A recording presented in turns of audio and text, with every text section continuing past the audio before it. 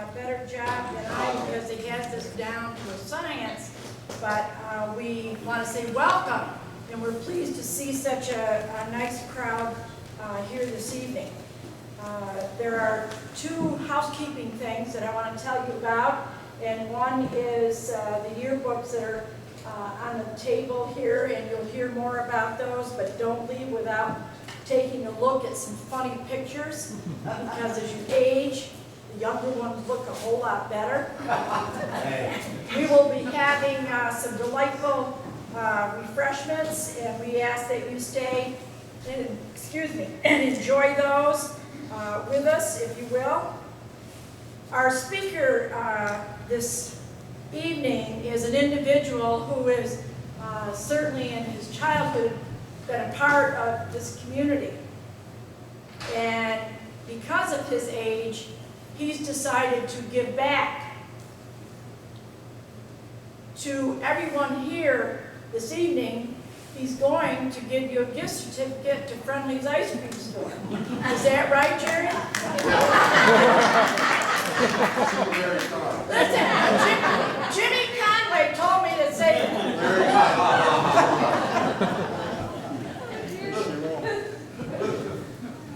this individual, Jerry Antil, was a part of the infamous basketball team that won tournaments and played some phenomenal games here at Fabius. We have a scrapbook picture that shows him in the 2nd grade. He didn't know much back then. He thinks he knows a lot now, but you know, you'll have to read his book to figure that out and know, because he was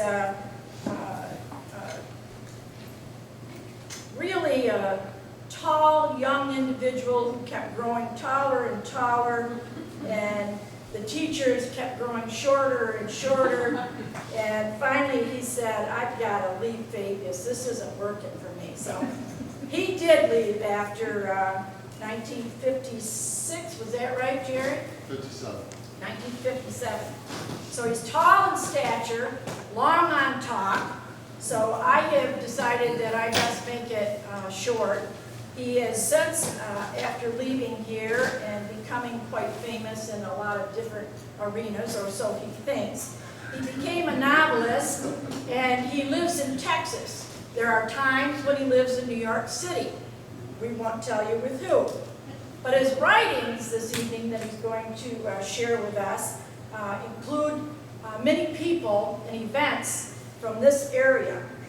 And so I want him to be able to give you a little idea about who some of those immortalized folks are and his writings. And so I guess in order for you to find out a lot of details, you're going to have to eventually buy his book. And I think that's Jerry's intent. He wants to make money. Well, don't we all? But that's all right, Jerry. Don't you worry about us. We'll be okay. The Pompey Hollow Book Club is the name of this book. And I want to just read the first comment that's come out after the book has been published. Mark Twain meets the greatest generation. The Pompey Hollow Book Club is the best kind of novel, charming, but with teeth. The narration exudes an experienced innocence with characters that once were empathetic and courageous. One might be tempted to call its setting a bygone era, had this era not fashioned our world. This work moved me very deeply. And this was by Stuart Horwitz, who writes the book Architecture.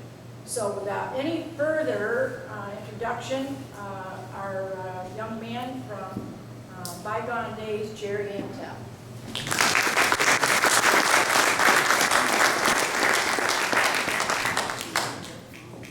I'll tell you what, if you get any over bigger than yourself, come to Fabius and stay at Jimmy Conway's one night and get to live the skill. Jimmy this morning said, what time do you have to get to school tomorrow? I said 8 o'clock or 7:30. So this morning he says, he reminds me, he says, what time do you have to be here? 7:30. So I'm in getting ready, and all of a sudden I hear, breakfast is ready, right? And then 10 seconds later, now! So I was back. I gotta tell you how this all started. Of course it started here, but it started. Oh, I'm sorry. You can't hear me?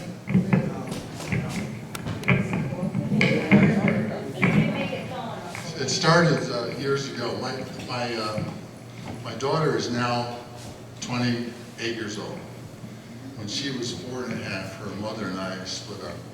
And I was living in Dallas, Texas, and they went to Beaumont, Texas, 5-hour drive. And it was really tough on me because I grew up wanting a little girl ever since I was 9, you know, and about a week or two into it, my phone rang and it was my daughter. And she was sobbing. She had her grandmother get her daddy on the phone. And she made me make her 2 promises. She said, Daddy, Mommy told me about the D word, and that's that's exactly how she said it. She said, I want you to promise me that you'll never tell me a fib. And I promised. And then she said, I want you to promise that you'll never miss a visitation. And I didn't. I'll get over this, trust me. Hold it up closer, Jerry, so we can hear. Okay. She never miss a visitation, and I promised I wouldn't. For the first 3 years, I drove 5 hours on Friday morning to get her, and 5 hours back home on Sunday, 5 hours to take her home and 5 hours back. I did that for 3 years. For 2 years, I was in Toronto, Canada, and I was at her doorstep every other Friday at 3 o'clock. And for 4.5 or 5 years, I was in Red Bank, New Jersey, and at her doorstep every other Friday at 3 o'clock. I literally saw my daughter grow up in hotels. When she was 13, she said, Dad, we were at a hotel having breakfast. She said, Dad, I don't want you to come anymore. And I said, what? And she says, I want to come see you now. I said, okay. I said, but I promised. And she says, you did real good. I'll come see you now. And then she said, I want you to write a book. I want you to write, she was 13 years old. She said, I want you to write a book to help dads like you, the problems we went through. And I said, okay, I'll do it, you know. And I sat down, and she also said, and tell your stories then. I said, okay. I said, do you remember my stories? You know, and she says, I do. And the next morning, she handed me 4 sheets of paper with 42 storyline subject lines that she remembered. And I says, whoa, I know how to tell a story. And I says, mark the good ones. She says, I did. And she marked the good ones. And there were like, she said, I only wrote down the 42 good ones. So anyway, that really inspired me to do it. And what I originally was thinking, I was going to write a handbook for weekend dads, which would include bedtime stories. Because you got to understand, the stories were like 2-minute stories until they fall asleep. You know what a bedtime, you know? And so that's what they were originally. But the more I thought about it, it took me 10 years to get to it, because every time I sat down to do it, I'd bust out in tears. I couldn't do it. And but the more I thought about it, the more research my brain did, and I started to go back in time. And people don't realize this, that our family left the area in '57, this summer before my senior year, and until 45 or 50 years later, I had no recollection of that year, none. When I played on this great basketball team, I had no recollection of it. My last coach in my memory was Driscoll in the JVs. And the point was that it was so traumatic, our move from here, that it just blocked it out. So the point was, when I started to write things, I said, I know I told this story, but I don't remember the detail, and I couldn't remember where it came from and all that. So I started doing my research. And they say humor comes from misery, you know, and And all of a sudden, it started to come back to me. And all of a sudden, when she was 25, I think she was 25, I started to write. And I wrote the Handbook for Weekend Dads, which was how to basically not blow your brains out and to be good with when you're going through that period, with especially with small children. And I had the bedtime stories. And editors kept saying, break them apart, break them apart, break them apart. And so this is a 4-year process, and one editor from Simon & Schuster gave me advice. He says, you tell a good story, but you need a lot of help, you know, but you tell a good story. And so be patient. She says, Huckleberry Finn took 7 years to write. So be patient and slow down. So I did, and I would write things and I'd send them to my friends to get feedback. And Sylvie was the first one I sent to give feedback, and her words were, it needs tightening, you know. But anyway, the point was, they're plopped all over Onondaga County, and someday there's be a layer in the earth of my manuscripts over the last 4 years. But I didn't know what I wanted, but I was writing the stories, and I was putting the kids in only after I asked them, can I put your name in my book because you were in my life? Oh, and they'd say yes. And only one person said no. I won't say who that was, but the point is, they're in my book as stars in my book, and they're all based on some truth, you know, and they're stretched, of course. It's a novel, it's fiction, but it's based on some truth. And that's the best kind of humor, if it is based on the whole truth.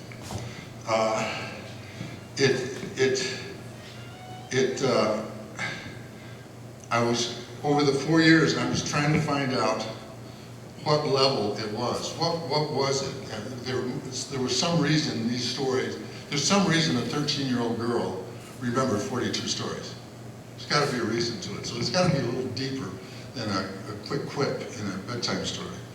And what I discovered is that children of the early 40s, I'm sure there's a few around here, by the time they were 9, spent more than half of their year in war, and a world war, right? Am I right? A war that took 70 million people. And I'm lecturing at Cornell University for a couple of years, doing a research project up there, and I'm finding out that high school seniors, this was a few years ago, high school seniors were under the impression that we were allied with Adolf Hitler against Russia in World War II. Can you imagine? It's a sin. Okay? It's a sin. And the point is, what inspired my book was the learning from right and wrong through what we saw in the war. We saw how to share, right? We went without sugar. We went up without gasoline, right? We went up without rubber. We couldn't read, but we could sure count dead bodies on that sheet of paper Scotch taped to the store window. Am I right? It was. You can't live through that and not be different. Okay. And so, as the book went on and went on and went on, it took different forms. And Randy Voss is one of the stars of the book. There's a bunch of stars, Marnie Bays, and a bunch of people in it. But the point was, one time Randy called me and said, I read this and I read this. He says, I'm related to this English teacher, Sandy. She said, why don't you let her take a look at your stuff and whatnot? Well, I did. Well, first off, she told me she taught in Casanova, so I knew she could speak English, right? And she gave me some suggestions on it, some ideas, and it was amazing what punctuation and paragraphs to do a page. You know, I learned all these things from her. But it took me to another level of confidence in somebody that I'm engaged to be married now with a lady who I met 45 years ago. And we dated in the 70s, but then I say everybody dated in the 70s. But she was married for 20-some years to a music writer. and his name's Marvin Fisher, and she says, I've read your stuff. She says, I know these things. You gotta trust me, I know these things. She says, this is a novel. This is not short stories, this is not a novella, this is a novel. You gotta figure out how to put it all together. Okay? Because I had 42 stories, you know. She says, blend them and you put them together. So I took a course called The First 5 Pages from someone who's published 250 novels as a literary agent, and I learned big steps in a hurry. You know, I wish I could learn like this when I was here, but I didn't. But then after that was done, I was building confidence in putting it together as a novel, and then I worked with a developmental editor who has mentored 9 best-selling authors, 3 of which have been on, 3 of whom, excuse me, have been on Oprah Winfrey. And this person has to, you have to audition for this person. So I sent my latest manuscript to this person. 3 weeks later, he wrote me an email. He says, you got the goods. You know how to tell a story. You need literary structure. You need to know how to develop a character. You need to know how to arc them. You need to know how, he says, but we can handle that. And so I met with him, and he said, first of all, a good novel, he said, people don't want memoirs. You know, you got to fictionalize your memoir because people, you know, you want to be able to stretch it here and you know, be more efficient here and there. Let's see what. And I said, all right. He said, and I want you to limit your characters. Consider limiting your characters. People don't want to have to remember 8 people sitting around a table and all that stuff. I said, okay. And he says, can you do that? And I said, I'm going to test it. Can you do that? I said, well, my brother Jim's wife gave him a little hassle about being in my book, so I changed him to a girl in an hour. He says, good answer. So he says, I told him I'd do anything I could if the book was believable and stuff like that. So he's been very helpful to me. And so the good news is, you know, I was trying to figure out if I went around and talked about my book, what I talked about, and because I've been writing for 4 years. The good news is that nearly 40,000 words came out of my book, so I can use that to talk about, right? So I have stuff to talk about for 10 years now. I would like to tell you how impressed my life has been growing up in Delphi Falls and going to Fabius Central School. At the time, it was Fabius Central School. And so what I'd like to do tonight is, I don't want to bore you with a lot of stuff, I'd like to do 2 things. I would like to read to you a little, it was a introduction about my mom and dad. It's just a little bit of how we wound up here, okay? Then I'm going to read a story that's in a future novel about, that tells my dad's character. I don't know how many knew my dad. I know Charlie does. How many knew my dad? Okay. And then I would, after that, I would like to read one that shows the personality of my mother. Is that cool?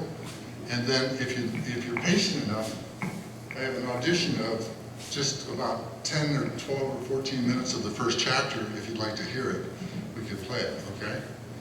So, is that good?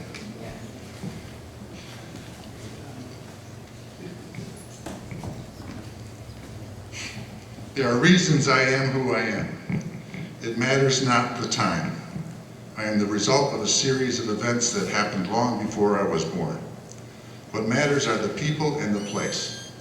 What's interesting is the culture of the times. My mom, a 6-foot-tall, happy, confident, well-educated housewife and doting mother of 4, very active in the community, Cortland, New York, during an era when the wife and mother was fully expected to stay home, raise a family, cook and sew. My dad, a 9th grade dropout who explored every state in America by the time he was 23, taller than every inch of his 6-foot-6-inch frame and a bigger-than-life marketing genius. He was a partner in the largest wholesale bakery in the region, maybe the state, perhaps the country. In the same era when the man of the house was expected to do little more than bring home the bacon, as it were. In their 30s, at the time, both expressed being completely devoted and passionately in love with each other under their own terms, which were on a completely equal basis until the day they passed. Apparently, my intrepid nature and spirit of adventure took root years before my birth during a Sunday drive in the country near a place called Delphi Falls, New York. Tenderly braking a new 1937 Buick Roadmaster down around a steep country Z-curve in the road, they drove by what looked to them like a boarded up one-story wooden pavilion set back on the property and surrounded by cliffs, a creek, a woods in front of what appeared to be a 70-foot waterfall. For sale, hand-painted on the door, caught their imaginations.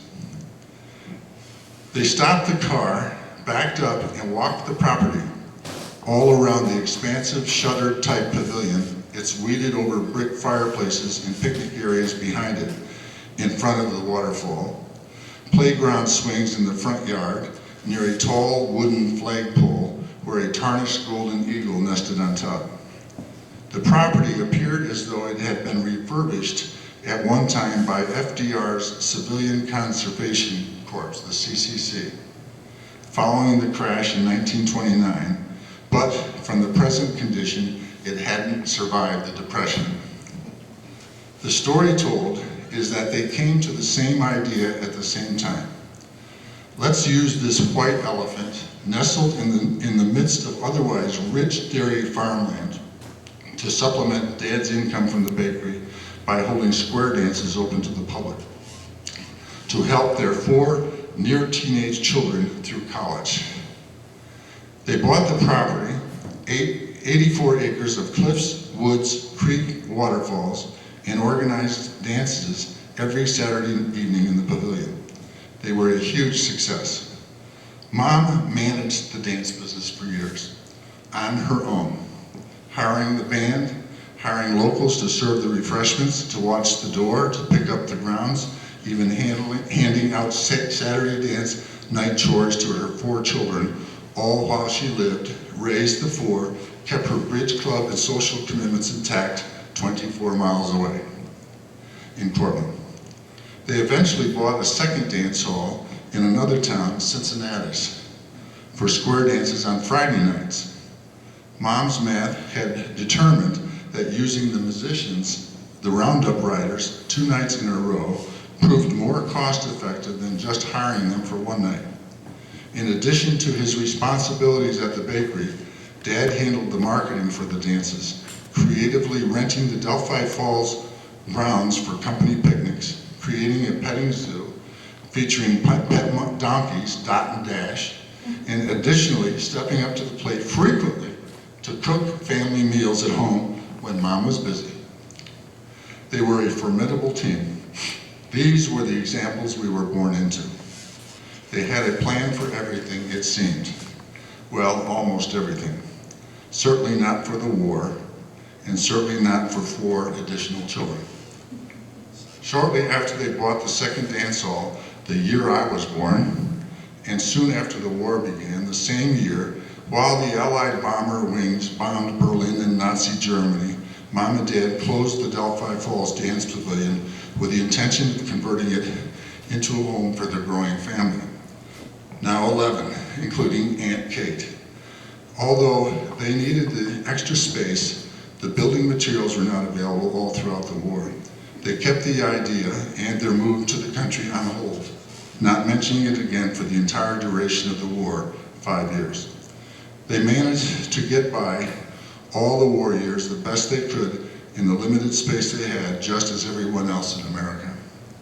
My first book is a story as seen through the eyes of a 9-year-old as a result of moving from Portland to that pavilion in the country after the war was over, okay? So that's my mom and dad. They were incredible. Dad died in '73, and Mom would write notes to him all her life. She died at 92, and she would just study him and write him. They were madly in love all their life. It's a great story, okay? Now, about my dad. My dad was a different kind of guy. I grew to like the summer woods. I could track like an American Indian we read about in The Last of the Mohicans. I was learning how to stalk a crow and get to within 3 or 4 trees from it, which was an art. I watched beavers chopping a tree down with their teeth from both sides of the creek, so when the trees fell, they met and made a natural dam, catching the debris coming down the stream. Beavers would build a nest in the middle, swim down underwater and up into it, out of danger to have their babies. I've seen a beaver slap its flat tail down hard on the surface of the water when it saw me, warning all the beavers of danger. I could start a campfire with 1 stick match and knew how to circle it with rocks and dig a trench so the fire couldn't spread. I could build a lean-to to sleep under in a matter of minutes from twigs and branches. Most often though, if the weather was nice, I preferred just sleeping under the stars on a blanket made into a pallet and another rolled up under my head.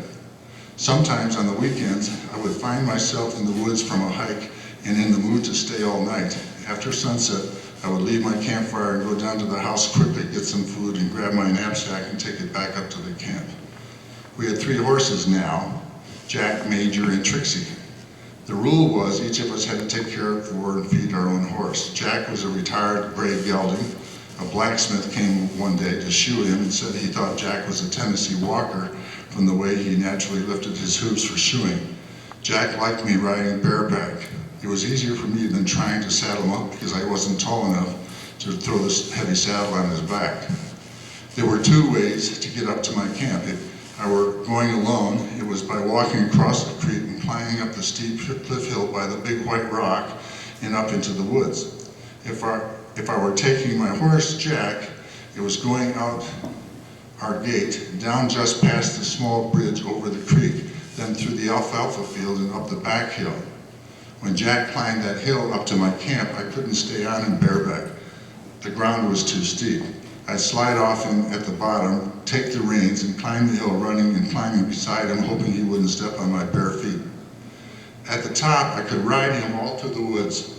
Jack grew to like being with me by the campfire. He would stand next to me all night and sleep standing up. Jack was my partner. He even learned my whistle. He would whinny from below to let me know he heard me. If he was in the alfalfa field across the creek, he would climb the hill on his own and meet me at the camp if he heard the whistle. Major was a retired Chestnut, New York City Mounted Police Department's gelding that Paul and Dick rode. He had a serial number branded into his neck. Much more obedient than Jack and Trixie, Major was always ready for saddling without a squabble. He was totally unflappable in crowds of people or noise. Major was rein trained. If the reins were ever dropped to the ground, even in a canter or trot, the horse would come to a complete stop and wait for his rider to pick them up again. Trixie was a Shetland pony, ornery and liked to bite people or buck them off if they weighed too much or just didn't like them. On this particular night, I was going to the woods alone with a can of chicken noodle soup for dinner. I wouldn't be making breakfast in the morning, so there was no need to feed my campfire all night. The fire could burn out. Tomorrow was going to be a special day for me. As my birthday present, Dad had promised to saddle Jack in the morning so I could take my very first horseback ride alone off our property through Delphi Falls all the way to Dale Barber's farm. Dale said I could have noon dinner with his family. His dad offered to give me $2 to help unload 2 hay wagons and stack the hay in the barn. Of course I said I would. $2 was a lot of money, and stacking hay was fun. I would have done it for nothing. I got up with the sun, filled my empty soup can with spring water from the tiny brook I slept near, and poured it into the smoldering coals to make sure the fire was out. I took my shortcut down the dew-covered side hill by the big white rock. I could slide down most of the hill where it was covered in wet, slippery morning grass. I waded across the creek. This shortcut took me to the backside of the garage barn where, when I got across the creek and up the bank, Jack came up to me, the breath from his nostrils steaming in the chilled morning air. In the house, Dad was pouring his second cup of coffee. It was a Saturday, yet he had his suit and tie on already. I reminded him, "It's Saturday, Dad." "I know, son.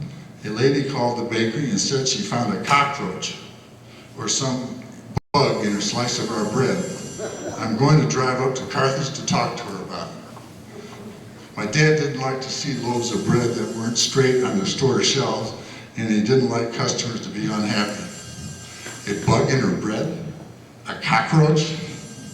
It didn't sound good. I didn't know what a cockroach was, but I figured someone took the time to name it such a horrific name, and a lady called all the way from Carthage about finding one. It must be something serious. "If you still want me to saddle you up, we'd better get a move on," he said. We walked out to the barn. I held his coffee cup while he threw the blanket and saddle up onto Jack's back. This wasn't a good time to ask Dad what a cockroach was, so I concentrated on my big adventure of the day, my ride to Dale's. Jack lowered his head and I put his bridle on. He knew we were going for a ride, and he liked that. What he didn't know was, today we were going on our very first adventure out past the gate all the way into Delphi Falls. Dad cautioned me, "Be firm, son. When you ride back towards home, horses tend to get anxious about getting back to their own barn and their own bucket of oats, and Jack likes to run really fast. Be firm and show him who's boss." I wasn't sure I was a good enough rider yet to control him if he did run. "Just show him who's boss," Dad repeated. "Dad, was there really a cockroach in her bread? Was it alive?" For some reason, I couldn't get this thought out of my head. "Go ride," he said. "I'll see you when I get home later." He held his hands together to give me a leg up into the saddle, and off Jack and I trotted. We went down past Linda Oates' house, I call it, and then left up the hill. He trotted right along. We passed the Gaines place at the top of the hill. The Gaines Farms was called Falls View Farm, just above Pompey Hollow Road. Mrs. Gaines and Mom were friends, and the Gaines boy, Oopie, went to college and was friends with Mike and my sister Dorothy. He drove an MG and was building an A-frame house on the side of the hill for himself. There was a horse in their field. He and Jack whinnied at each other. In Delphi Falls, Jack and I turned right onto Orrin Delphi Road, through town, and toward the Barber's farm about a mile on the other side. I waved at Bobby Mawson, who was on the sidewalk in front of his house working on his bike. Dale and his cousin met Jack and me in the driveway and walked us to the open hay barn in front of the milking barn. We unsaddled Jack and hung the saddle and bridle on the post next to Dale's gear. Then we put Jack out in the pasture with his horse. While we got ready to stack the hay, I told Dale about the lady in Carthage and the cockroach in the bread, and he told me rodents were much worse. Mice and rats like wheat a lot, and it's lucky she didn't find a mouse or even some mouse droppings. The first 2 bales I threw down from the hay wagon had the strings come loose, and the hay unraveled after hitting the ground. I soon got the hang of it. I could throw them down string side up, so Dale didn't have to turn them to grab the string and pick them up. He would stack them tight like a pyramid inside the left side of the barn. They were forming steps up and easier to get to the top of the pile. The back row got completed first, and then the next, and so on. Farming, I was beginning to learn, was about efficiency. A boy could truly get a sense of accomplishment just observing and being a part of this bigger picture farmers took for granted every day. After we finished, Mrs. Barber rang the triangle on the porch, and we knew it was noon dinner time for everyone who could hear it. Ting-tang, ting-tang, ting-tang, ting-tang, ting-tang. Farmhands worked on farms during the day and went home to their own houses at night. I guess that made me a farmhand too. Everyone started lining up at the kitchen sink to wash their hands with a black sandy bar of lava soap. The same towel was handed from one to the next, eventually changing its hue and dampness as the line to the sink got shorter. The round table just inside the side door practically filled the room. It was covered with bowls and platters of food like Thanksgiving, except everything on the table, including the milk and butter, all came from this very farm. In the same sentence, Mrs. Barber asked if I had fun this morning to get an ear of corn and a pork chop while they were hot. She passed me a platter with slices of raisin bread and took a piece, examined it, thought of my dad. I took a piece of it, thought of my dad in Carthage, put the slice back on the platter and passed it over to Dale. There was no table conversation, just concentration on food, getting it from the bowl to the plate, from the plate to the mouth. Mr. Barber's voice interrupted the quiet with news that the fence in the back pasture needed tending because the posts had rotted and barbed wire was loose. I want to electrify the bull pasture backside, he added. The lemon meringue pie was the best I'd ever eaten. Its top was white, fluffy, tall, and browned with to a sugary crisp. I remembered I'd only had chicken noodle soup in the woods the night before and no breakfast at all that morning. Dad was in such a hurry to see that lady about the cockroach in her bread, I had lost my appetite. When we finished lunch, Dale grabbed toothpicks from a box on the table. We put them in our mouths, stepped off the porch as if we were leaving the buckboard, and moseyed on towards the pasture to fetch our horses. I asked him why he named his horse Pink. He said that's the horse's name when we got it. The name was tattooed into her lip, and so we couldn't very well change her name.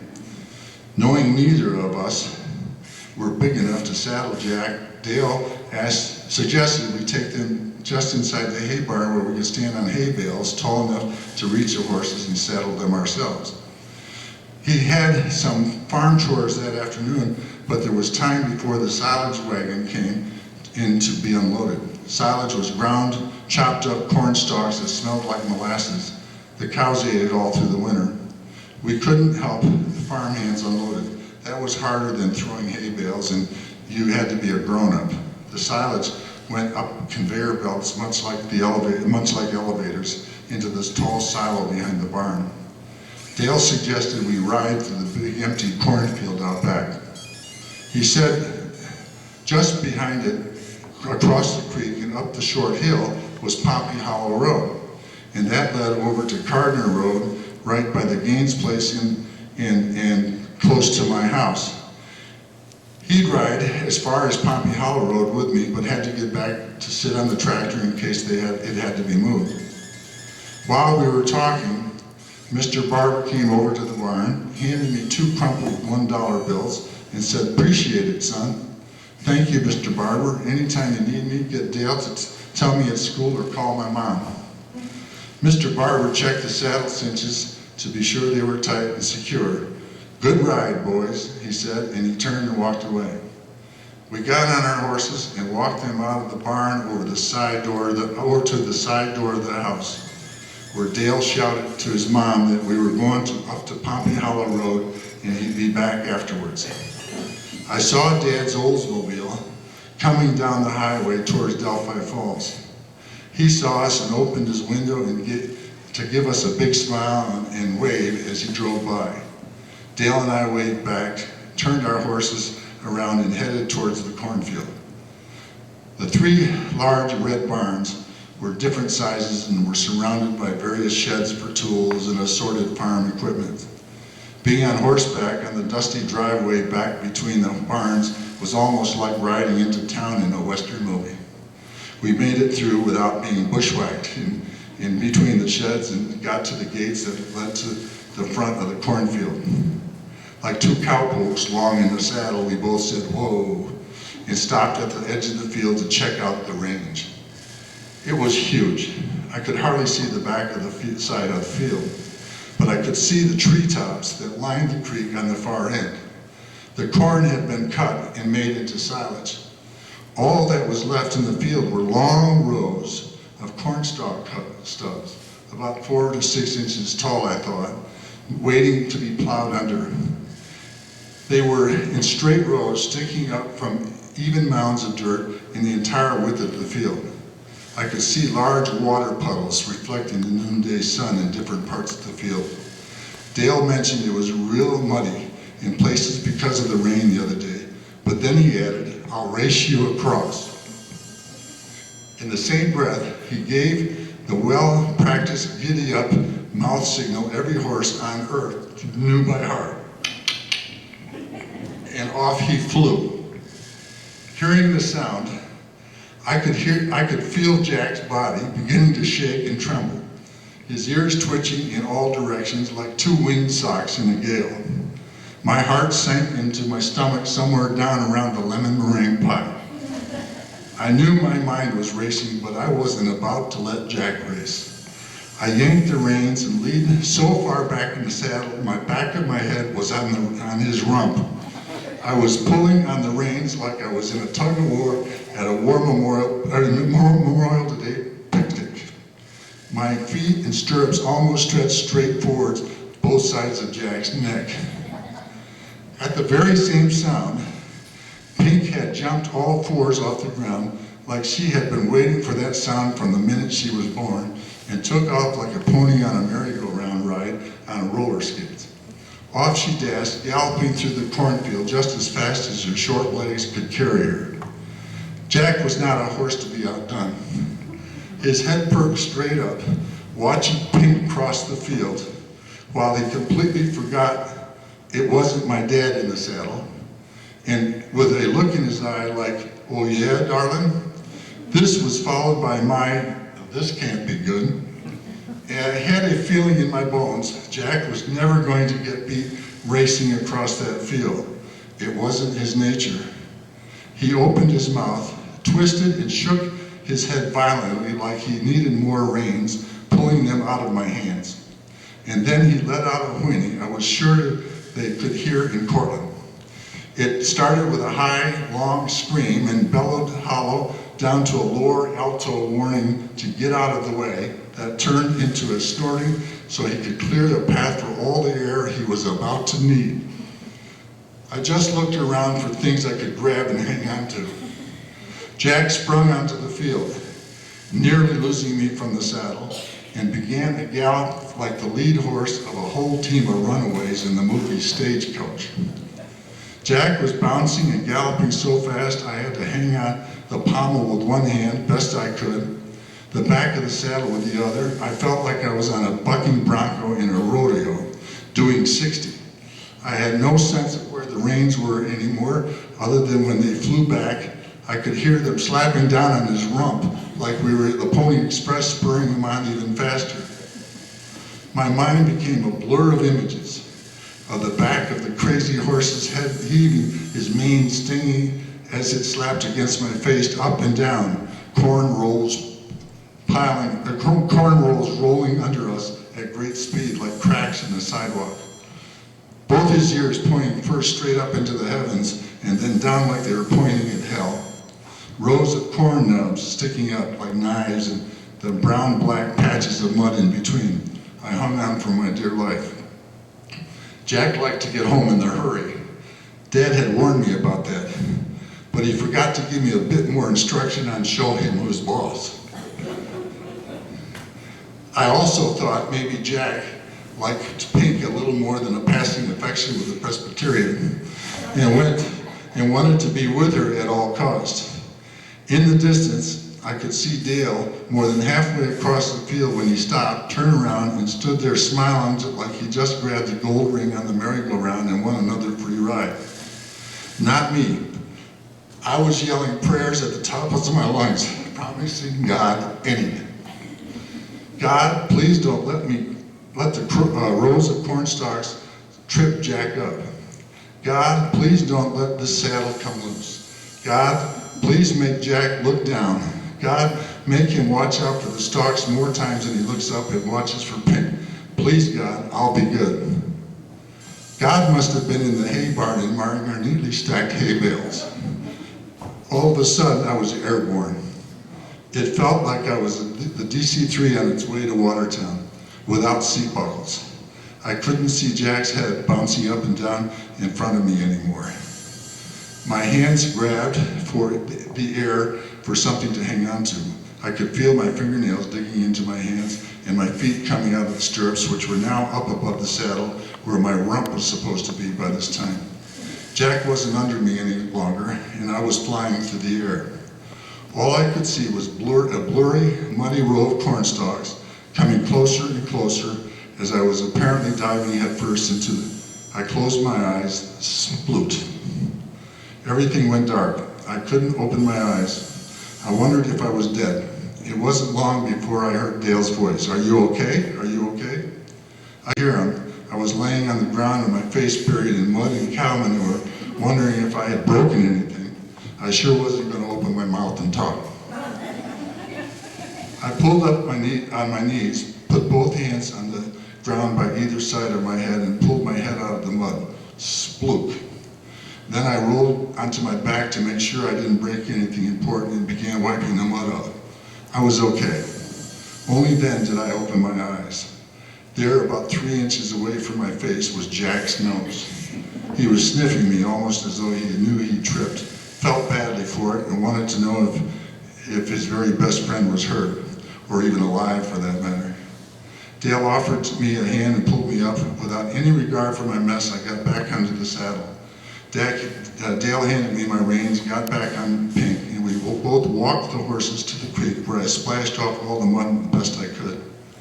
I rode home alone from there, replaying over and over my flight through the air and landing in the mud. Jack in his saddle still had mud caked up on him. Dale told me later that when Jack tripped, he rolled completely over in somersault. I was lucky he didn't land on me. It could have been very serious. That taught me to be more careful, but also that Jack loved his partner. He stayed calm and didn't try to run the rest of the way home.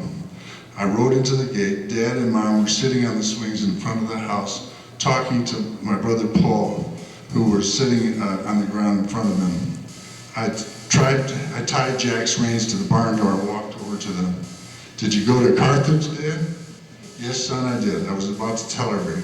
"What happened?" "Well, the lady was very nice and has been a customer for years.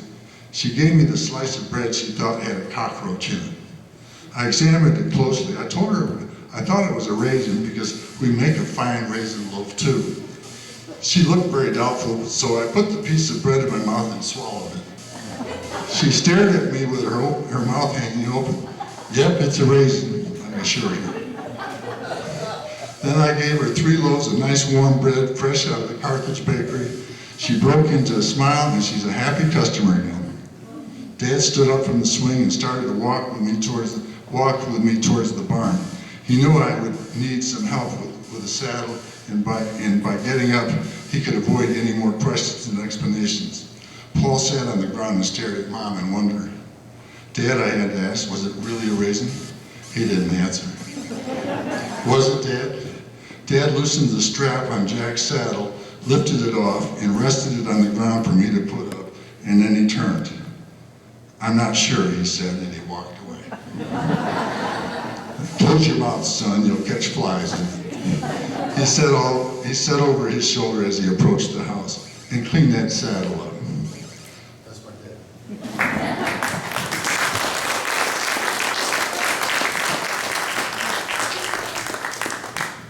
Thank you. You ready for my mom? These are true stories, by the way. Dale remembers it like it was yesterday. You hear about all these accidents with horses. If there wasn't rain 3 days before, I would have been dead, I'm sure. Okay, snow on the ground. I saw 2 cars coming through the gate and towards the house. Mary was in a green 49 Oldsmobile with her husband Don, and Dorothy was in a Chevrolet riding with Mike. They were all coming home for Christmas. Mom and Katie could see them coming through the snow from a booked-in window and shouted out with glee. Everyone in the house, Paul, Dick, Fred, Mike, Ann, Kate, Mom, Katie, and I, went to the door in our pajamas to greet them. Here it was, a few days before Christmas. It will be here soon. The spirit was officially upon our household. Close to Christmas like that, all the brothers and sisters who were away from home in college or married always headed home early enough to spend the better part of a week with us and to wait for Santa. It was when there was always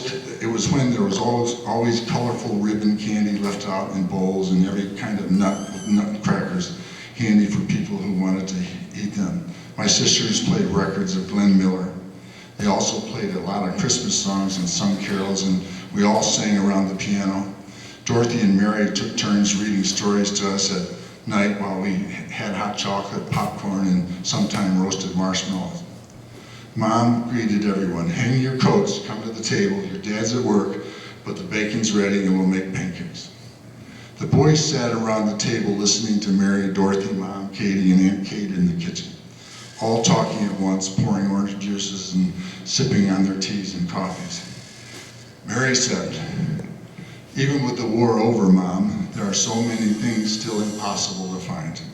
Nothing's back to normal when it comes to being able to shop." Mom agreed and reminisced about the sacrifices everyone went through. All during the war, for the war effort. Some more noticeable than others, like sugar and rationing. Mom held her coffee cup with both hands and said, "Thank God it's over though, especially for all the boys and girls out there in harm's way. I pray every day for Katie's mom and daddy."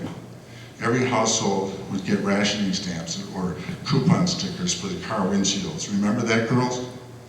Then Mom snickered. Some sacrifices for our troops overseas were even less noticeable, she mused, like rubber, which meant elastic. Do you remember certain garments like pajamas and underwear that didn't have elastic in them during the war because of the rubber shortage? They had buttons or drawstrings instead. Sometimes it was a battle just trying to keep them up. Everyone laughed, and then Mary said, "Speaking of certain garments, Mom, reminds me, Dorothy and I have a present for you and Aunt Kate. We want you to open it right away." Don and Mike were bringing in wood for the fire, and the rest of us just were watching, listening, and waiting to eat when Mom said, "That would be fun, but you girls didn't have to." For some reason, as a tradition, my sisters always went together and bought something for Mom and Aunt Kate, something for them to wear all through Christmas time. This particular year, they brought flannel nightgowns with jingle bells and candy canes sewn all over them and shiny red satin bloomer panties. Mom opened her box, held up the nightgown, and it came to her knees. Then she held up the red panties that looked like a flag off a fire engine truck, and all of us boys hid our eyes until Mom asked, "What's this?" We looked up through one squeezed eye, not wanting to miss a thing. "That's a ribbon tie for your panties," Dorothy said. "They were on sale. After you pull them up, you tie that ribbon just like a pajama string and they'll stay up." The boys all rolled their eyes and hoped someone would at least interrupt this lacy diatribe and announce it was time to eat. Mom, our sisters, and Aunt Kate all just carried on and talked about panties like we weren't even in the room. Then they went to the mom's room and put them on. Then the phone rang. The mayor's mom, I call Bobby Penora the mayor. The mayor's mom asked Mom if I could go to their house on the day after Christmas to play with him and his brother. She told Mom that we could sled down the hill. Mom said sure, and that she would drop me by their house. That was great news because they had a really good hill for sledding. We only had cliffs and woods. Dorothy and Mary played the record White Christmas over and over. Mom thought it looked like it was going to be a lovely white Christmas, but right in the middle of breakfast, all still in our pajamas and kimonos, which was what my sisters called them, but they were bathrobes, Mom announced, "Oh dear, I forgot to go to the bank for your father. It closes at 12 because of the holidays, and we'll be home early today, and he'll be home early today from his trip to Carthage." Dorothy said, "Mary and I are going to Cazenovia to do some last-minute Christmas shopping. Can we go for you?" "No," said Mom. "The bank's in Tully. I'll have to take the younger boys and run over there. Boys, Paul, Dick, and Jerry, get your shoes on and coats on." We each grabbed as much bacon as we could. Now there was one thing you could do in the country you could almost never do in the city, and that was put your coat on over your pajamas and go outside. There was hardly any chance anyone would see you. If they did, they wouldn't look long because they had to keep their eyes on the road for deer. Mom was in her brand new holiday flannel nightgown with candy canes and jingle bells on them, and we assumed in her fire engine red panties. She put her overcoat on and walked out of the house in her slippers, carefully following our tracks to the car. There will be absolutely no one in the bank this close to Christmas, Mom convinced herself on the way to the car. Climb into the car, boys. It was my observation that a girl can put a coat on over her flannel nightgown and no one would ever know she was in her pajamas. A boy in his pajamas, on the other hand, was easy to spot, so I hope nobody saw us. The ride to Tully was fun. We got to go through Delphi Falls at the Christmas time. We could see the decorations on Hastings store. We could kind of see a Christmas tree through the window in Bobby Mawson's house. When we drove up Cook's Hill towards Route 80, there were a lot of Christmas trees in the farmhouses at the Dwyers and the Conways, all lit up with bright red, green, and silver decorations. Christmas lights glowing in all colors. They were beautiful even in the daylight. Doors had big green wreaths on them with red ribbons. Some of the doors had pine sprigs and pine cones on them. Mike Shea had his son Charlie decorate a tree in front of their store window. The school in the Fabius looked empty when we drove by it. The Tully Bank was on the corner. I had been in Tully a million times with Dad. The bank was a big place, or at least it seemed big to a kid. Tall ceilings and marble pillars. It had a marble floor that shone as they waxed it all the time. You could slip on it if you weren't careful. The bank was one big room with desks around it and cages and a counter where people could count money and make deposits. Kids usually hated having to go because we had to be quiet and behave and got bored when grown-ups did their banking business. Well, we just had to sit there and wait. But this day was different. We all needed our patience today because the next day was Christmas Eve. We're just going in like good boys with Mom quickly so she could do something for Dad like he asked, probably so he could have some last-minute Christmas shopping money.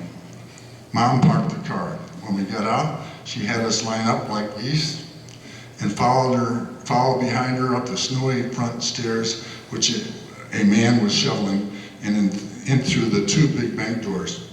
Inside, we walked over to the mahogany table in the center.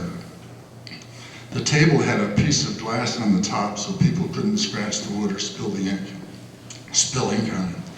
It was almost as though we were in a church. It was so quiet and big.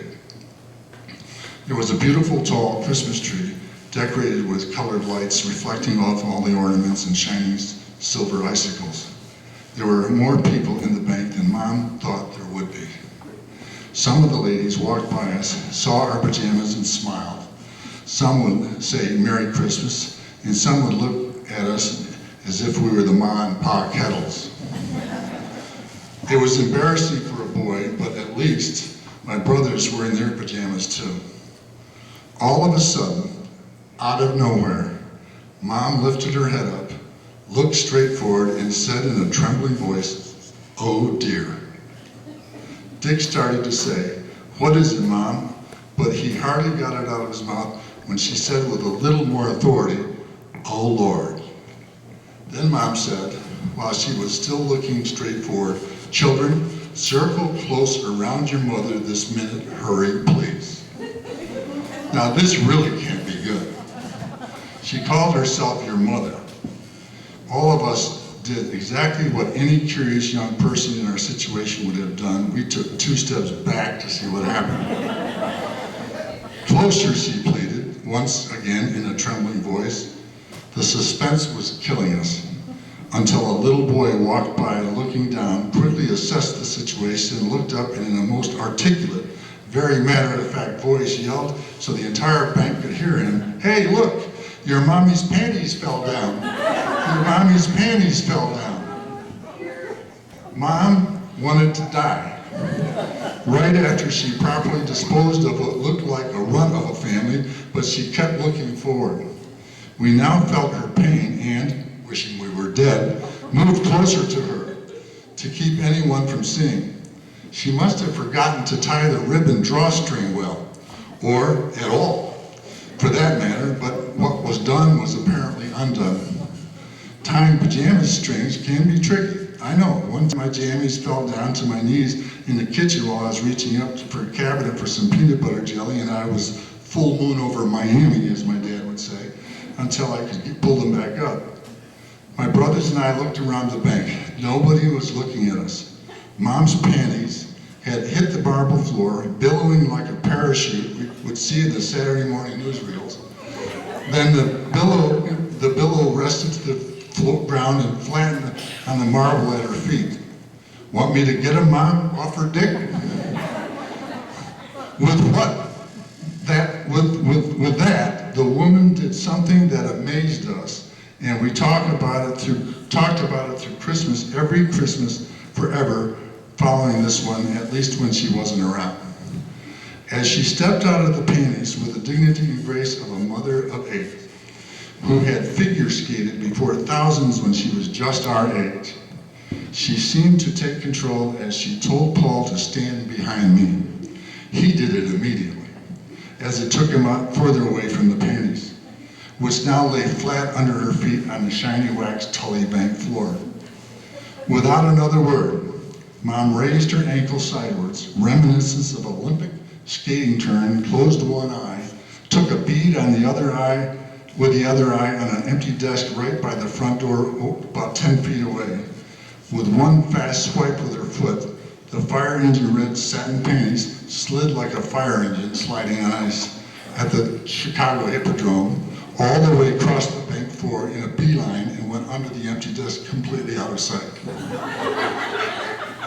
Mom actually kicked her panties 10 feet across the crowded marble floor without anyone seeing. We truly were astounded and amazed. We almost applauded. Of course, we were humiliated. That went without saying. Everyone to the car, Mom barked instantly.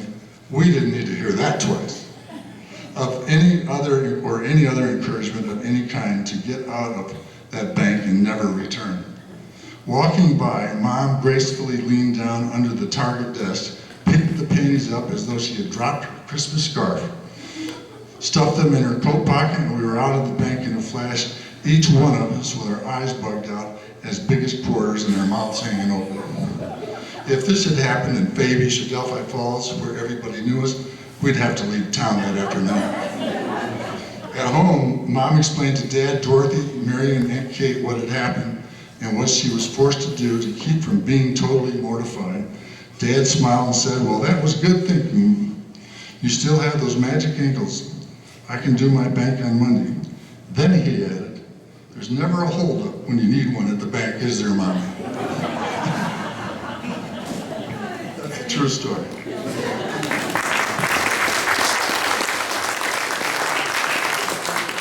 So now you've met my folks, and you know how we got here and the whole thing, and so it's all coming out before Christmas. Will be a novel called The Pompey Hollow Book Club, and it's about kids that pal together and go solve mysteries, and we have a good time doing it. And they're naive, but they were trained on very simple. The World War II, they were trained on right over wrong, good over bad, you know. And I think you'll find it fun.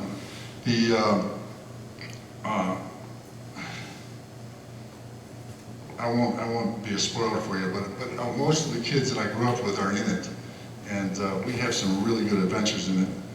I don't know how the time is, but I have an audition. It's going to be an audio book and book before Christmas. Would you like to hear an audition tape of just the first 10 or 11 minutes of the book? Would you?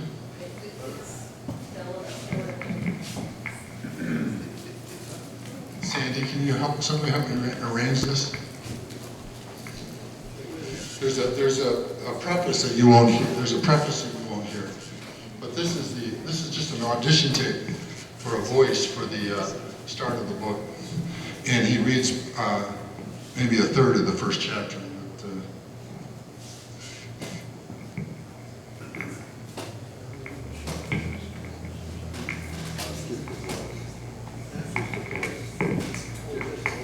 We decided before we start, I'll say, why we created our club, we called it the Pompey Hollow Book Club for one reason. And we needed something that sounded really elegant and really nice and whatnot. And so Dale Barber says, how about the Pompey Hollow Book Club? And Randy Voss says, or no, Bob Holbrook says, do we have to read any? He says, not a word. He says, but there's not a mom in the county that won't let us go out of the house. Will stop us from going out of the house to a meeting for the Pompey Hollow Book Club.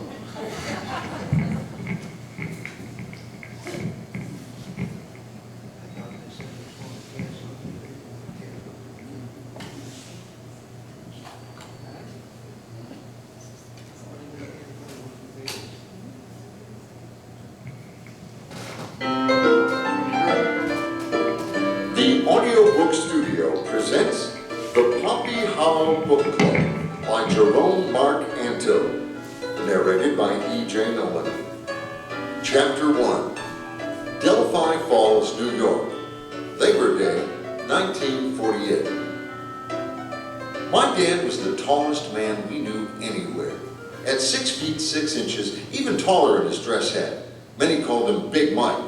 No matter when you saw him, he always wore suspenders, nice ties, and a genuinely happy smile, and was ready with a twinkling in his eye to sit down to hear any tall tales about our adventures. The taller, the better. He found me staring out my new window in a trance, sitting on the edge of my bed. His head barely missed the top of the doorframe as he carried in 2 large bread cartons he borrowed from the bakery, and that Mom had packed with clothes. "What you looking at, Jerry, my boy?" He set both cartons on the bed across from mine. "Good." He sat down on the other bed. "You'll like the country, son, even more than Cortland. Here you can get out of the house, go exploring without even asking. Not like the city. You'll have to do pasture hill on the other side of the road from his house and barn." It began to give me a new hook. It's something though. We'll try it one more time, but if it has a skip, I'll stop it, because it missed a good line there. Is it automatic? No, push play. Oh, yeah. It's always a trick. How do you spell play upside down? Where? It skipped a big line, and if it's damaged. The Audiobook Studio presents The Pompey Hollow Book Club by Jerome Mark Antil, narrated by E.J. Nolan. Chapter 1, Delphi Falls, New York, Labor Day, 1948. My dad was the tallest man we knew anywhere. At 6 feet 6 inches, even taller in his dress hat. Many called him Big Mike. No matter when you saw him, he always wore suspenders, nice ties, and a genuinely happy smile, and was ready with a twinkling in his eye to sit down to hear any tall tales about our adventures. The taller, the better.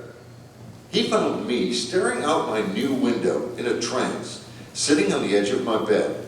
His head barely missed the top of the doorframe as he carried in 2 large bread cartons he borrowed from the bakery, and that Mom had packed with clothes. "What you looking at, Jerry, my boy?" He set both cartons on the bed across from mine. My name was scrawled in big crayon letters on the side of the one he lifted from the pile and had placed on my bed next to me. He pulled the flaps open to show me it was my clothes to be put away. "Dad, I've been watching the road out by the front gate for exactly 22 minutes, and there hasn't been one car drive by yet. Where are we, in Africa?" He sat down on the other bed. "You'll like the country, son, even more than Cortland. Here you can get out of the house, go exploring without even asking. Not like the city. You'll have so many more adventures here. You'll meet a whole new set of friends, I promise. Just be patient, give it time." I interrupted. 23 minutes, 17 seconds, an old beat-up truck. "Jerry, look at your first day in a different school tomorrow as a big adventure. Make every day a new adventure. It'll be fun. We each have to write our own books in this life, son. No one will write them for us. The only people I met all week are carpenters, and they're all from Cortland, Dad. We're like in the wilderness." Dad reflected a moment and met my challenge head on. You met Charlie Pitts. Well, Mr. Pitts to you. You like him. He has a little farm with a horse and buggy just down the corner and to the right about halfway up the hill. He's going to take care of chickens for us so we can have eggs. I think it would be a good adventure for you to walk to his farm every week and pick up the eggs. Would you like that? Sure. Good. That's your chore starting this week. Don't forget to introduce yourself like I taught you and shake his hand. Now, go, run. I jumped up. Dad, will you reset my alarm clock? I don't have a stopwatch, so I set all the hands at 12 when I started to watch the road, so I can count the minutes and seconds easier. Dad grinned. Run. I ran out of the house, down the 80 or 90 yards to the front gate for the first time, turned left up the short, steep, curving hill on Cardinal Road to where Mr. Parker was. He was standing by the road. I introduced myself and shook his hand. Farmer Parker, in his overalls, blue work shirt, and train engineer hat, put both open hands by his mouth like a megaphone and almost yodeled up to the steep pasture hill on the other side of the road from his house and barn. It began to give me a new look on the different world I was in. He wasn't embarrassed to sing out his "Go Bosties! Go Bosties!" passing gently by and walking down his drive toward the back of the barn. Farmer Parker. Jumping every other, I don't want to run. It's fun. It plays on the kid's first trauma of being in the country, but is soon dispelled by the next day at school, where he meets his buddies for life. And if you want, I'll just read you one thing that means a lot to me, which is true, from that chapter, and then I'll let you go. In school, I have a trauma. Do you all remember when they called the bathrooms basements in school? Yes. Remember that, right? Well, that's part of my trauma, my first day. Because I go to the basement by the furnace looking for it. But other than that,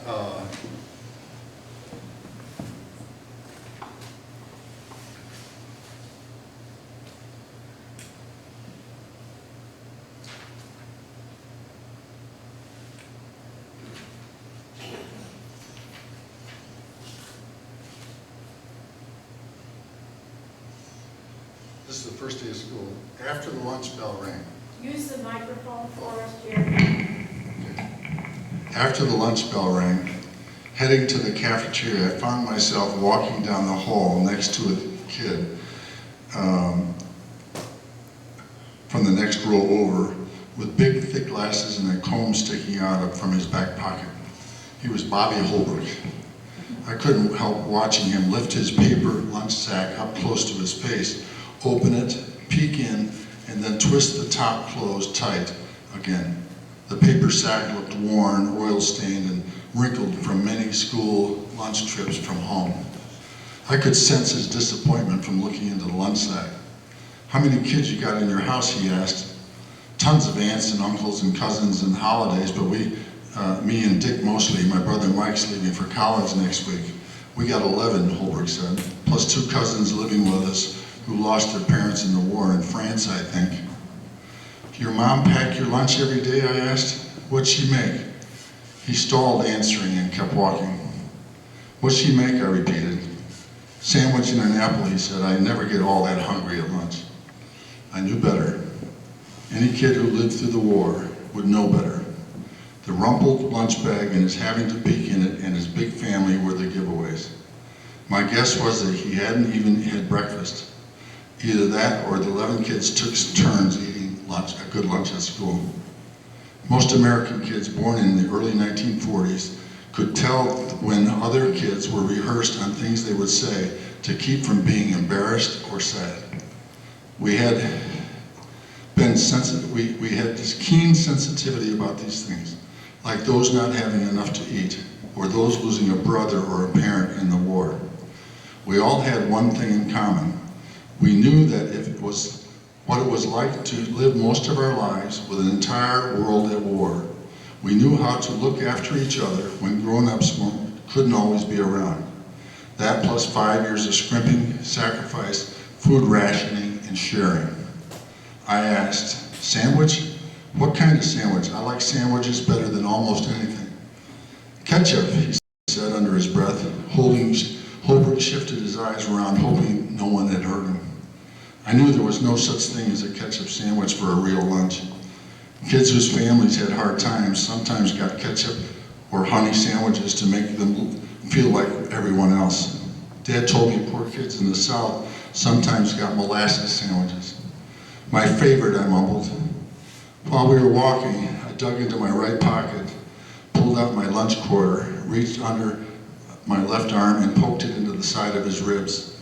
Want a trade? He looked down at the quarter and then over at me. For real, I said, looking straight into his eyes, I love ketchup. He gave me a look that let me know he could trust me. We made the trade as we would go on to do every day from that day forward for all of our school years together.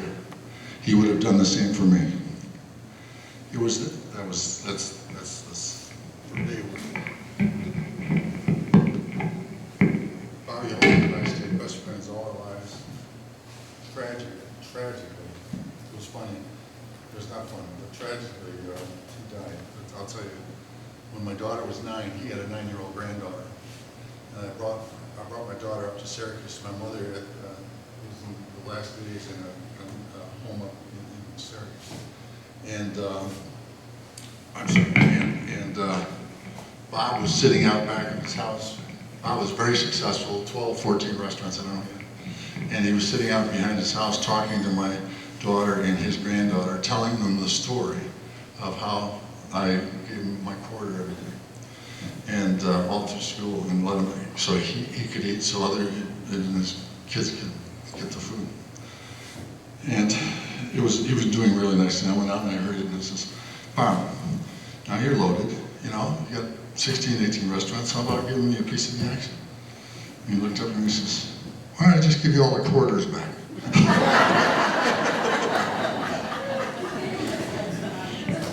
I moved to Dallas. I was in New Jersey, and he always knew where I was at all times. I moved to Dallas, called him, and he was in Florida. He sold all his businesses and moved to Florida to put his two of his sons into business and building swimming pools, and he adored him. And when I got to Dallas, I called him. I said, I'm here. I just wanted you to know where I am, my new phone number, and all that stuff. And he was really quiet. And this guy, I don't know if you knew Bob Holbrook. Did you know him? He's going to live to be 100. He could do 50 push-ups. He's incredible. He was really quiet. I said, are you all right? He said, not really. And I said, what's the matter? He said, well, the one son was out pruning a tree and fell, hit a sidewalk and died instantly. Within 6 months, the other son came in from a fishing trip and had chills in the night and died over the night. And I says, Bob, I'll come down. He says, I'm sorry, you're right. He said, I've been circling the living room for a year, picking lint off the carpet. And I said, I said, I just got this thing about the reunion taking place in the 45th or whatever. I says, be there, I'll see you there. And I got there looking for him, and he had died. He was just broken heart, he was healthy as a parrot. And that's it. But he's a star in his book all through it, so it's a good way to remember it. And then I called his brother Ronnie, and I said, Ronnie, I says, I've written all these stories, but now I got to make a novel out of them, so apparently I have to know what I'm doing, So I have to create characters and establish them and arc them, and they have to have their day in the sun. And I says, the developmental editor said, if Mary Crane's in your first chapter, by the end of the chapter, you better kiss her. By the end of the book, you better kiss her. And he said, Bobby Holbrook, he says, that's a touchy thing, but you got to have them, get them on their feet by the end of the book. People want to see them get up, land on their feet, So I said to Ronnie, I said, Ronnie, we all know Bobby became very successful. Do you mind if I fictionalize some stuff that happened in 1 year? And he says, Jerry, I know how dear he was to you and you were to him. Do anything you want. So that was Ronnie. He said, just send me a book. So anyway, that's it. That's 4 years of journey that's ended. The final edit was, we got Friday, and it'll be published within the next 8 to 10 weeks. Okay? You like it? Any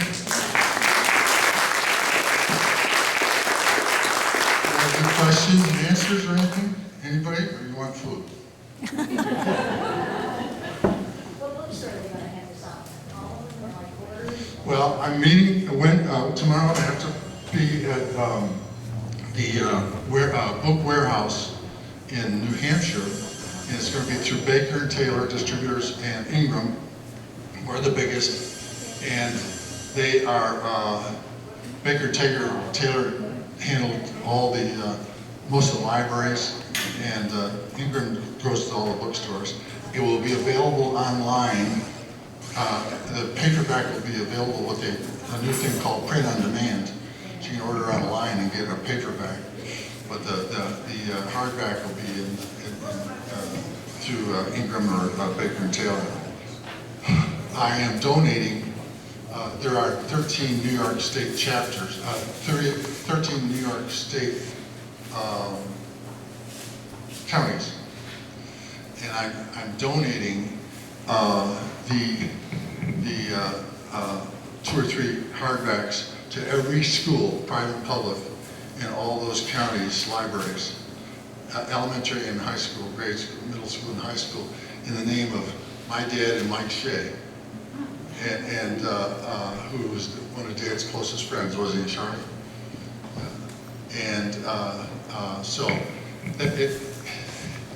that's, I don't know, that's a lot of schools, by the way. So anyway, and I was concentrating the marketing in New York for a while, and but I'm working on the second one, which is a follow-up on the Pompey Book Club. But the Pompey Book Club is fun. It's fun, and we do some interesting solving. We find dumb things, and I won't tell you the stories, but we solve them in a number of ways. But it's fun. Then I'm writing a marketing book, but I'm writing a sequel to this. But then I'm writing a memoir of how we moved here, and I'll just give you a little insight on that. It was very sad how we moved here, but no such thing as sad, right?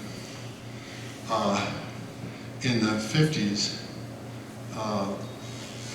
I think it's as high as 40% of all deaths in the 50s were from TB. Jimmy Conway told me a story today that one time his farm, they found TB in 40%, a bunch of the cows, and they had it. And my father got TB.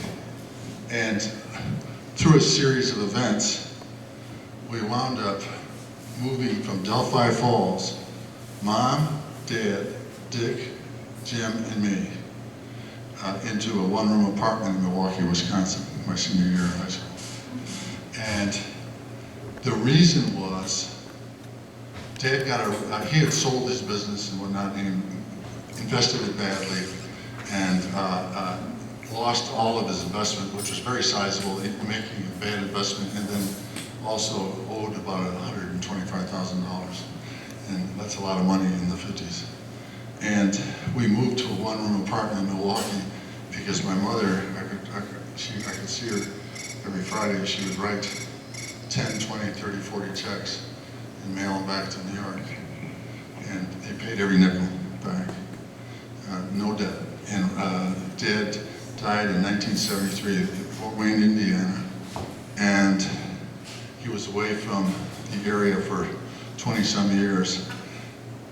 And we shipped his body to Cortland, and I heard 2,000 or 3,000 people showed up, after 20 years. It was big money, And he would never drive a Cadillac. He would never join the Cortland Country Club. He said, they don't like Italians. My grocer's Italians. I'm not going to go. I'm not going to support it. I'm not going to.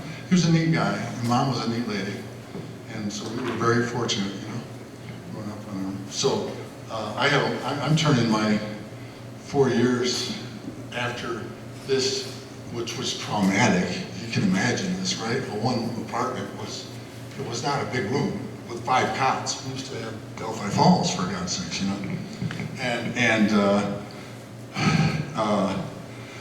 But it's going to be funny. It's going to be pathos but funny. It's like I went to jail. I was wound up in jail when I was like 17, And for stupid, I won't ruin the story, but the point is, that's when I started smoking. And I'm a basketball star. I mean, I got a full scholarship at Xavier University, okay? And I'm in jail, and the police called my dad and said, we need you to come down and identify this 17-year-old boy, Jerry Antil. He says, I don't know any Jerry Antil in jail. I'll think about it, and if I remember, I'll come down in about 3 days. So I was in a holding tank that had 3 beds up this wall and 3 beds up this wall. I'm 17 years old on the top bunk, crying for 3 days. They bring in this guy who has shackles on, and he has 7 stab wounds in his back, and they lay him on the first bunk. About, I don't know what time, there's no clocks, you know. But he says, kid, come down here and get me cigarettes. And I wasn't about to say no. I mean, the guy was in shackles, you know, I didn't know he could follow me home or something. So I went down and I reached under his shirt, got his cigarettes. And he says, and I pulled them out. He said, get my matches. I got his matches out, and I pulled one out. I started to put one in his mouth. He said, no, no, no, they're for you. Get up there and smoke. I gotta get some sleep. True story. I did start smoking then. Anyway, it's fun, and I think you'll enjoy it. It's everyone I've dealt with, Marty and everybody else, I stretch them best I can, so they're fun. I told the school kids today, in the 95,000 words, I only used 1 bad word, but I used it real good. But we all agree that it was the way we grew up. It was the times. It was fun. It was the way we grew up. As wild as I exaggerate them, we were all that close, and we were all that good. And when I talked to Charlie, I called Charlie one day and says, can I have permission to use the Shea store name? He says, remember my dad, remember my dad. You remember that, Charlie? Remember Mike Shea? So I didn't see this man for 45 years. Larry was with me. Larry, Wes Carr and I were driving. I hadn't seen the man since I left town. He was standing out by his garage. We pulled up, we walked in, Larry, Drew, we walked in, he says, Carr Antil Carr. 50 years later, isn't that amazing? So, any questions? Jerry, tell them about the airplane threat. The what? The what? Your airplane threat. Oh, the airplane trip. Yeah. Okay. It's a story in my book. My first 3 chapters are Dad trying to give me courage to be an adventurer, you know, just in the first 3 chapters. And in the 3rd chapter, I think this is the one you're talking about. The 3rd chapter, I conned my brother Mike into taking me to Casanova to see a movie because he is going to college, and I said, going away to college, and I said, there's a movie called She Wore a Yellow Ribbon, remember that? 1949, and I said, take me to it, I heard it's great, blah, blah, blah. So he takes me to it, and he says, what I'll do is, I said, will you go with me? He said, well, what I'll do is I'll call a friend I know up there, and we'll go down to the Lincoln House and have whatever, talk until the movie's over, and I'll take you home, okay? So I proceed to watch the movie all day, and there's a tap on my shoulder and says, you ready to go home, Jerry, my boy? And I'm turning around, it's my dad.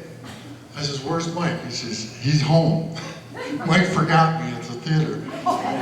So we walked out of the theater, it was near dusk, and we're walking, and Dad says, he forgot me. And I said, how can he forget me? I'm a child, you know?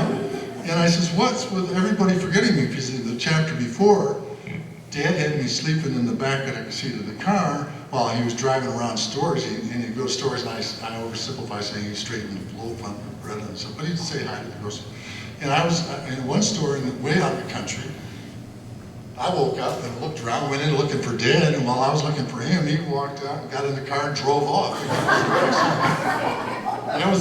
So that was the 2nd chapter, and I'm saying, what's with everybody, you know, leaving me everywhere? And joke is that my brother Dick was left behind so many times in Portland and found by friends he could deal a double down bridge game by the time they were 6. But the point was, after the theater, after being lost or being left behind, I'm telling Dad, and Dad says, Jer, some of the biggest adventures you have in life are when you do them alone. He said, talk about Farmer Barker. He calls the cousin with Mary Crane. She delivers papers, and he says, he said, did John Wayne do anything alone in the movie? I said, yeah, at the end he drove off he rode his horse off into California. He says, does Superman do anything alone? I said, all the time, because nobody can keep up with him. He says, well, he pulls the car over, he says, how would you like to have the best adventure any boy could ever have your age? And I said, I love it. So he says, we're doing it tomorrow. He pulls on the car, and this is true story. He pulls on and drives home, Bobby remembers. And the next morning he wakes me up, He tells Mom, we're not going to church in Manly, it's very bad, we're going to Portland. We go to Portland to Midway Diner, Bucky's Diner, and he flips his quarter in, and he makes a phone call, and then he drives me out to an airfield. I don't know where it was. I say Portland, I don't know where it was. An airfield. I didn't know what an airfield was. And there's 2 or 3 little planes, then a big DC-3 American flagship. Okay? And I says, what's this? And he says, you're going to take a flight all yourself. I says, are you kidding? He says, yeah, all alone. He says, it's an adventure. And I was scared to death. And we got out of the car and we walked, and he handed me a ticket. He says, now, once you get on the plane, I said, Dad, why don't you go with me? He says, son, you're almost a decade old. You got to have an adventure. And I just thought about it. I said, he's right. And I said, everything I see is in the movies. And, to me, it's pretty pathetic when you get up in class and go and sharpen your pencil and think that's getting away from it all, And so he left me on the plane alone. $12 ticket in my lap. There was a stewardess, the pilot let me touch the steering wheel and the whole thing. There wasn't anybody on the plane. The ticket today would have cost $114, but it was $12. And it took off, and it's in the book. I rumble around and I take off, and I'm Superman. I take off, and I'm flying to Watertown, okay? The plane lands, and it's the best thrill of my life. I'm taller than trees, I'm seeing the ants. Can you imagine 9 years old in 1940, and the plane lands and it does this, and I walk down and they open the door and I step out, and my dad is waving at me. He beat the airplane. That is a true story. That is an absolutely true story. He beat the airplane. He says, see, I told you your friends would always be there for you. Don't be afraid of doing things alone. That's the way my dad was.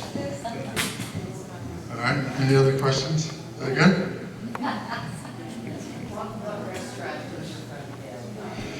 It was, Bobby Holbrook? I don't remember. He had 6 or 8 or 10 of them. I saw him, but I don't remember the names. Fireside in Waldenville, I think it was one of them.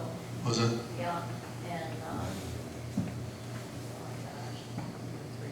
That's the one I remember. He and I were like this. For some reason, we just were really close. So I stopped wetting the bed because of Bobby Holbrook. He invites me over to his house. I was like 10, right? I was like 10. He invites me over to the house, and I said, okay. And they had no hot water or anything. And so at their house, like 3 in the bed. It's crazy. So in the bedroom, I think he and Ronnie are in the bed, and I'm making a pallet on the floor, And he says, what are you doing? I said, I'm going to sleep on the floor. He said, no, you're going to sleep with us. I said, no, I'll sleep on the floor. He said, no, you're going to sleep with us. I said, Bob, I'll sleep on the floor, okay? He said, no, you're sleeping with us. You're not going to sleep on a hard floor. And so I took him aside. I said, Bobby, I wet the bed. I said, you won't wet the bed. I said, what are you talking about? I said, how do you know I won't wet the bed? He said, because if you do, I'll get the living shit out of you. I never went to bed again. Absolutely true. That's all it took. No one explained it that way before. Any other questions? Did you explain the jerky sign on the hill? The Durkees. Have you all remember the Durkee sign in your telly? My dad did that in 1935. And he and Mom, Dad was great. When he was 13, his father fell off the barn and never really recovered. And although he lived, he couldn't do anything. He was disabled and wound up dying of a stroke. But Dad quit school at 9th grade and went to South Dakota. And I have a photograph of him on this big wheat wagon with teams of horses. And he sent all his money home to his mom. And he was the seventh son of a seventh son. And he's always told me, Jerry, me boy, you are the seventh child of a seventh son of a seventh son. And he sent all his money back. And then he got a job at the age of 16 driving a bread truck. Now, in those days, a bread truck was horse-driven, okay? And my father, actually, this is how bright he was. And Conway and I were talking about how incredibly bright farmers are and how they figure things out and stuff like that. My dad was just like that. And my dad had them change the name bread wagon to bread truck because it had the connotation of a manure wagon. So they called it a bread truck, but it was a horse truck. But anyway, he was 16 years old, and this guy came around and popped a motorcycle, and Dad's horses bucked up. And the kid, it backfired, and the kid took off. And 2 or 3 streets down, Dad was 16 years old, putting bread on however he delivered it. And the kid walked in. And Dad went up and took his arm and said, hey, watch it for kids, be careful, the horses and all that stuff. And the kid apologized. The kid was my dad's height. And he apologized. He was my dad's age. And he apologized. He says it backfires when I clutched down or whatever. When Dad got outside, the kid was sitting there leaning on his motorcycle. And they talked, and Dad talked about South Dakota, and the kid says, and Dad told me he spent 2 summers out there in South Dakota doing all the wheat fields. They thrash all whatever. And the kid said, I'm going out there to learn how to fly. And the kid was Charles Lindbergh. And in Syracuse, Hotel Syracuse, Bobby Pinard has the poster. My dad was in the lobby of the Hotel Syracuse, and there was tons of people coming through the lobby in 1925. And this guy in the middle waved his hand. Hi, Big Mike from Minnesota. It was Charles Lindbergh. They remembered each other. That was my dad, but I forgot the story I was going to tell you. That was a pretty good one. Huh? Oh, the bread sign. So anyway, in Dad, he had been in every state in the country. And when he was a kid, he just explored them all, and one was California. And in California, he saw the big Hollywood sign, remember that? And so when he was at Durkee, he says, I'm going to do that in the hill. And he put that Durkee sign on the hill. That D was 350 feet tall. The sign width was 2 or 3 football fields. It could be seen from, 20, 30, 40 miles. And over the years, people have given me photographs of it in different stages, and one of them, I forget who gave it to me, but one of them shows kind of a clue how they did it, because how do you design it? And one of the clues, I had to be a detective now that I'm writing, was the donkeys that we had were named what, remember? Dot and Dash, okay? So I'm thinking he has a flag at the bottom of the hill telling him what to do with them, the motions, you understand? But the other thing was I saw one of the pictures I could see where they cut the grass, and they would cut it into shapes. And the top of the D was up here, then down here until it was right. So they may have cut it and then to the point where they got it and then fill it in with.